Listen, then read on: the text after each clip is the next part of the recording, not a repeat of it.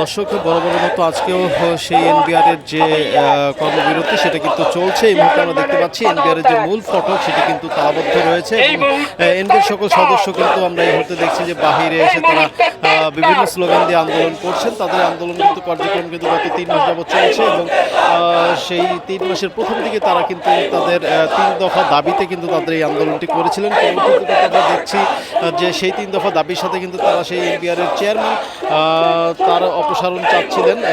NBR chairman Abdur Rahman Khan তার অপসারণ চাচ্ছিলেন। এই কিন্তু গতকাল থেকে আমরা দেখছি যে তাদের এই আন্দোলন আরও বেগবান হয়েছে এবং তারা এই মুহূর্তে তাদের সকল ধরনের কর্মকাণ্ড বন্ধ রেখে কিন্তু তারা তাদের সেই আন্দোলন চলমান রেখেছেন এবং তারা তারা বলছেন যে যৌক্তিক সংস্কারের দাবিতে তাদের এই আন্দোলন। আমরা দু একজনের সাথে একটু কথা বলে আপনাদের বিষয়টি অবগত করার চেষ্টা করব।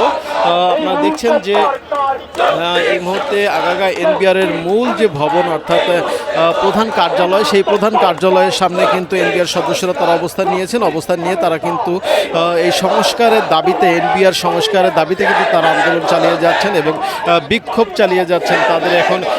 তাদের এই যে বিক্ষোভটি তারা কিন্তু এখন এই মুহূর্তে এক দফা দাবিতে নিয়ে এসেছেন। তারা এক দফা দাবিতে বলছেন যে এক দফা অর্থাৎ চেয়ারম্যানের পদত্যাগ হচ্ছে তাদের এক দফা দাবির প্রধান। এই মুহূর্তে তারা সেই বিষয়টি কিন্তু বলছেন।